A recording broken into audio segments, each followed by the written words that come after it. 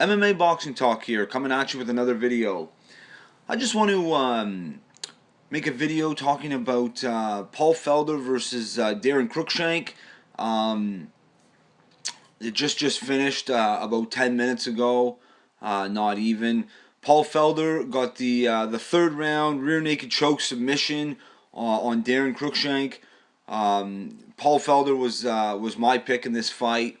Now, I didn't give my predictions on YouTube for this fight because, well, it was just it was the Fight Pass prelims. So I mean, started at like 6 o'clock. These prelims, and then there's the other prelims that start at like 8 o'clock, and then there's the main event at 10. So no one was really watching this, so that's why I didn't really put out a video. But just wanted to talk about it. Now, Paul Felder is a fighter that in the past year I've come to admire. He's got just a tremendous amount of heart. He'll take punishment. He's just a fan favorite. You know, he always comes to fight. You know, and the UFC, this is only his fifth fight in the UFC. Paul Felder, he's now 11-3 total MMA record, but he's 3-2 in the UFC. Now he got two really tough fights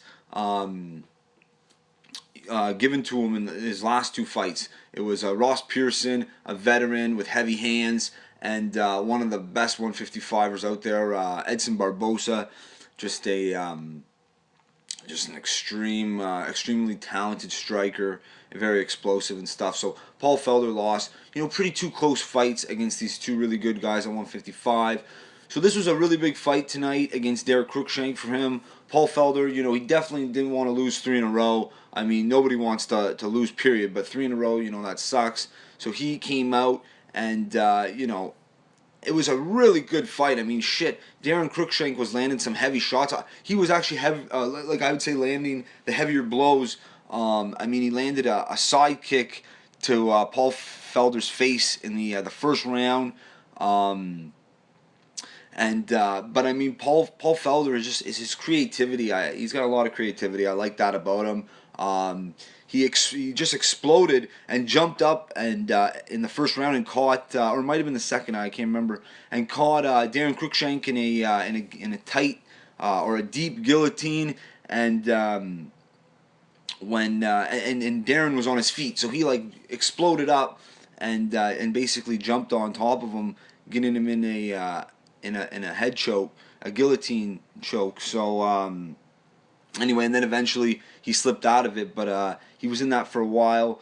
Now in the second round, Daron Cruickshank, he actually really turned up the heat for about a span of maybe 15-20 seconds. He landed an elbow, a nice kick to the body. He was really letting his hands go. He even landed he missed a spinning back fist, and then immediately after threw a wheel kick to the face that landed on Felder, and then another side kick to the face in the second round as well as the first round.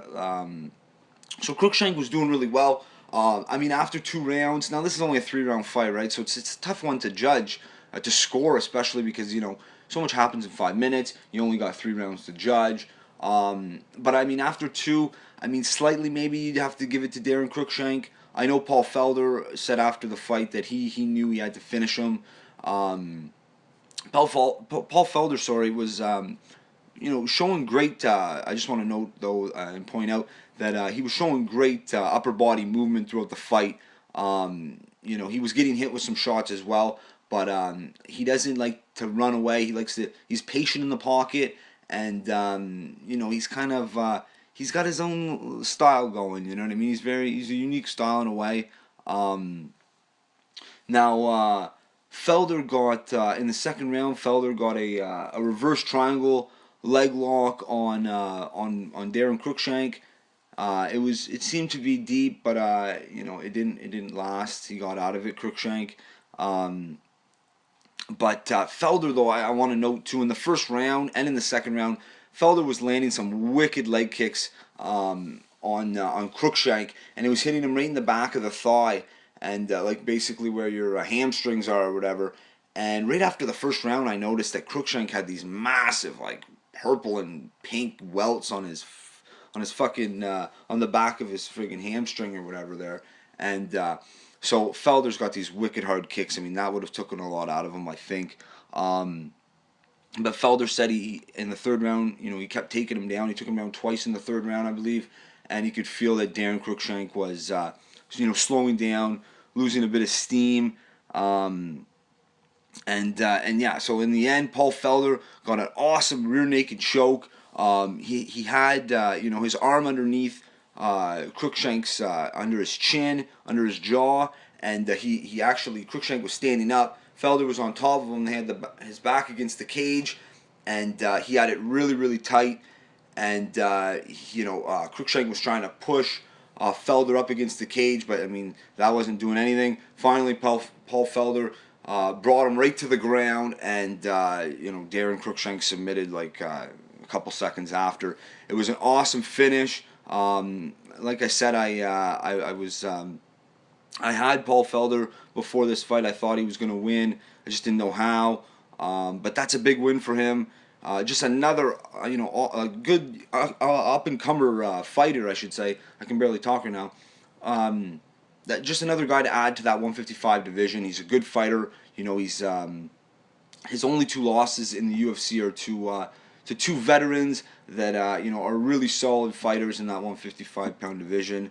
And I mean, like I said too earlier, he's got to be really relieved after this fight because he just didn't want to lose 3 in a row. This is the business, the UFC. It's kind of what have you done for me lately kind of thing. So Paul Felder broke that losing streak, and can't wait to see who he fights next. But I just wanted to put out a little post-fight breakdown analysis video on the Paul Felder Daron Cruickshank fight. Felder got the rear naked choke submission in the third round. That's it for this video. If you like the video, subscribe. Feel free to leave a comment in the section below. And that's it for this one. MMA Boxing Talk. See ya.